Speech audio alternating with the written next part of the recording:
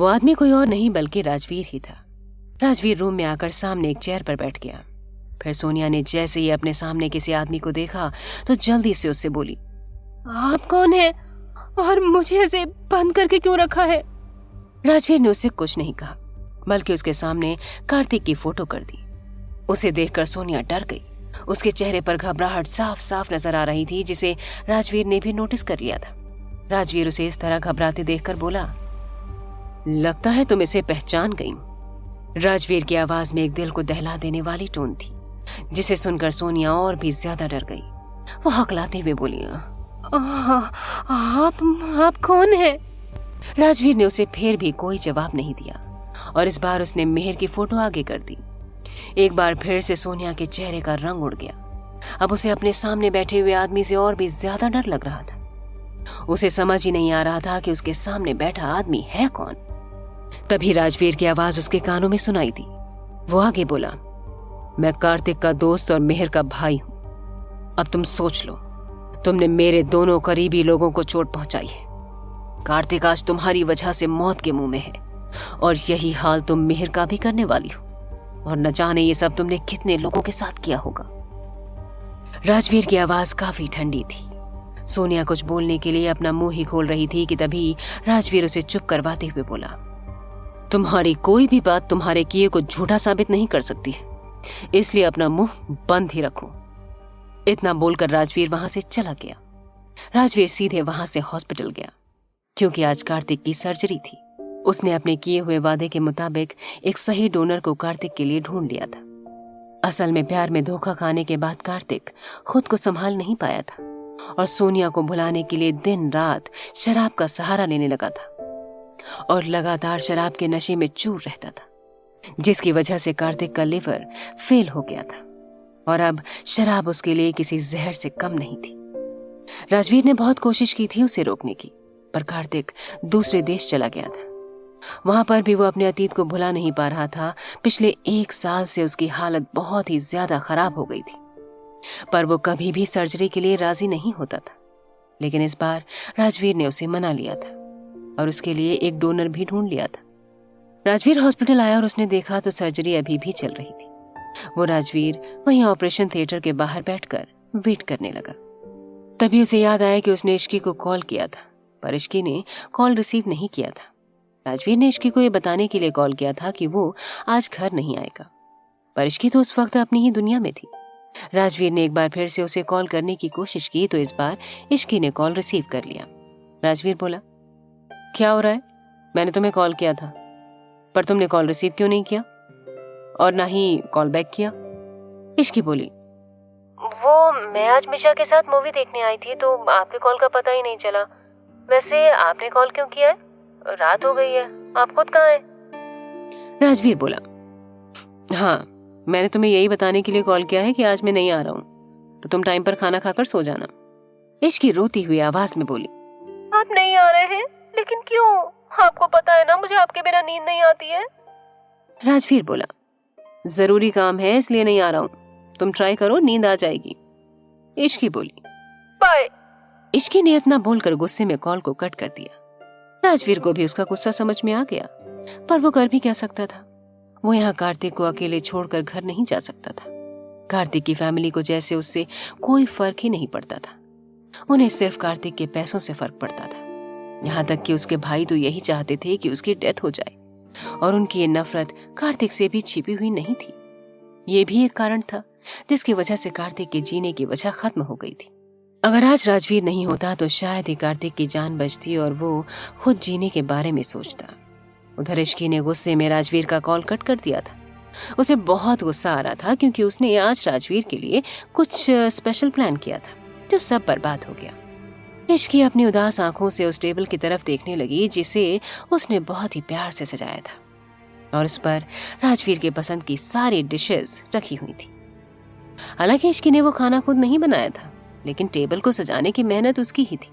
उसे पता था कि राजवीर उसके साथ बाहर नहीं जाने वाला, तो उसने आज अपने रूम में ही कैंडल लिट डिनर का प्लान किया था, जो कि अब बर्बाद हो चुका था। इश्की गुस्से से बिना खाए सोने चली गई। वो बार बार करवट बदल रही थी और उसे नींद ही नहीं आ रही थी। इश्की इरिटेट होकर बेड पर बैठते हुए बोली, हद है यार, किसी की इतनी भी ज्यादा आदत नहीं लगनी चाहिए कि उसके बिना नींद ही ना आए। इश्की अपना फोन उठाकर टाइम देखने लगी। रात के 12 बज रहे थे। इश्की फिर फोन को साइड करके सोने लगी, पर फिर से उसे नींद ही नहीं आ रही थी। तभी उसका फोन बजा। उसने देखा तो उसे राजवीर कॉल कर रहा था। इश्की का कॉल रिसीव करने का बिल्कुल भी मन नहीं कर रहा था, क्योंकि वो गुस्सा थी। अगर वो फोन उठा लेगी तो राजवीर को यही लगेगा कि इश्की अब शांत है। यही सोचकर इश्की ने कॉल रिसीव नहीं किया, लेकिन राजवीर भी कहाँ मानने वाला था। वो बार बार इश्की को कॉल करता रहा। लास्ट में थक कर इश्की ने कॉल उठा लिया और गुस्से में बोली, अब क्या है आपको? जाइए जाकर अपना जरूरी काम करिए। राजवीर ने पूछा, तुमने खाना खाया? इश्की बोली, हाँ खा लिया। तभी राजवीर ने कहा, झूठ मत बोलो, जाकर चुपचाप पहले खाना खाओ। राजवीर की बात पर इश्की को समझ में नहीं आ रहा था कि वो क्या बोले। राजवीर को कैसे पता लग गया कि उसने खाना नहीं खाया था? इश्की यही सब सोच रही थी कि फिर से राजवीर की आवाज आई, कितनी बार कहा है कि अपने दिमाग पर ज्यादा जोर मत दिया करो। मुझे अच्छे से पता है कि मुझसे नाराज होने के चक्कर में तुमने खाना नहीं खाया होगा। जाओ और खाना खाओ। इश्की बोली, मुझे भूख नहीं है। राजवीर बोला, कोई बात नहीं, फिर भी खाओ। इश्की बोली, मैं नहीं खाने वाली हूँ। ये कहकर उसने फोन कट कर दिया। राजवीर अपने फोन को देख रहा था, जो कि कट चुका था। उसने फिर से इश्की को कॉल ट्राई किया, पर इसका कोई फायदा नहीं हुआ था। राजवीर को पता था कि इश्की बहुत ज्यादा ही जिद्दी थी, और अगर अब वो घर नहीं गया तो वो जरूर अपनी तबीयत खराब कर लेगी, और बिना खाए उसे नींद नहीं आने वाली थी। ऊपर से राजवीर खुद भी उसके पास नहीं था, जिस कारण वो नहीं सोने वाली थी। राजवीर ने एक नजर ओटी की तरफ देखा, जहां ऑपरेशन बहुत देर चलने वाला था। राजवीर ने समर को कॉल करके बुलाया और उसे वहां रहने को बोला। फिर वो अपनी कार लेकर सिंघानिया हाउस के लिए निकल गया। कुछ देर में राजवीर घर पहुंच गया और सीधे रूम में आ गया। वहां जाकर उसने सारी डेकोरेशन देखी तो उसे देखकर राजवीर समझ गया कि इश्की आज इतनी ज्यादा गुस्सा क्यों थी। फिर राजवीर वहां से खाने की प्लेट लेकर बेड के पास गया। इश्की ने अपने कान में ईयरफोन लगा रखे हुए थे और वो कोई मूवी देख रही थी, जिससे उसे राजवीर के आने का पता ही नहीं चला। राजवीर ने उसके पास बैठकर उसका फोन छीन लिया, जिससे इश्की उसकी तरफ देखने लगी। अपने सामने राजवीर को देखकर इश्की को शौक लगा। राजवीर उसकी तरफ देखकर बोला, तुम दिन ब दिन बहुत ज्यादा ही जिद्दी होती जा रही हो। यह सुनकर इश्की ने अपना मुंह दूसरी तरफ कर लिया, जैसे राजवीर को इग्नोर कर रही हो। राजवीर स्माइल करते हुए बोला, अच्छा ठीक है, बहुत गुस्सा हो गया, अब मैं आ गया हूँ, चलो अब खाना खाओ। इश्की अभी भी कुछ नहीं बोली। उसे ऐसे देख राजवीर फिर बोला, वैसे मैंने भी अभी तक कुछ नहीं खाया है, अगर तुम नहीं खाने वाली हो तो कोई बात भी नहीं खाऊंगा। जैसे ही इश्की ने ये सुना, वो जल्दी से राजवीर के हाथ से खाना खाने लगी और उसे भी खाना खिलाने लगी। ये देखकर राजवीर मुस्कुराने लगा। खाने के बाद राजवीर इश्की को सुलाकर वापस से हॉस्पिटल के लिए निकल गया। करीब 10 घंटे तक लंबा ऑपरेशन चला। ऑपरेशन खत्म होने के बाद कार्तिक को आईसीयू में एडमिट कर दिया गया। वो अभी भी बेहोश था, लेकिन राजवीर को इस बात की तसल्ली थी कि अब कार्तिक ठीक था और ऑपरेशन भी सक्सेसफुल हुआ था। राजवीर अब चैन से वार्ड के बाहर बैठा था। उसे अब ज्यादा चिंता नहीं हो रही थी। तभी समर आकर बोला, सर मैं आपके लिए ब्रेकफास्ट लेकर आऊं? राजवीर बोला, नहीं उसकी जरूरत नहीं है। फिर वो वहीं पर वेट करने लगा। कुछ घंटे के बाद कार्तिक को भी होश आया। राजवीर उससे जाकर मिला और उसे अच्छे से रेस्ट करने के लिए बोला। कार्तिक ने हाँ में गर्दन हिला दी। थोड़ी देर के बाद राजवीर जब वार्ड से बाहर आया तो समर उसके पास परेशान होकर आया और बोला। समर बोला, सर वो सोनिया पता नहीं कैसे पर भाग गई और अचानक ही उसने सुसाइड कर लिया।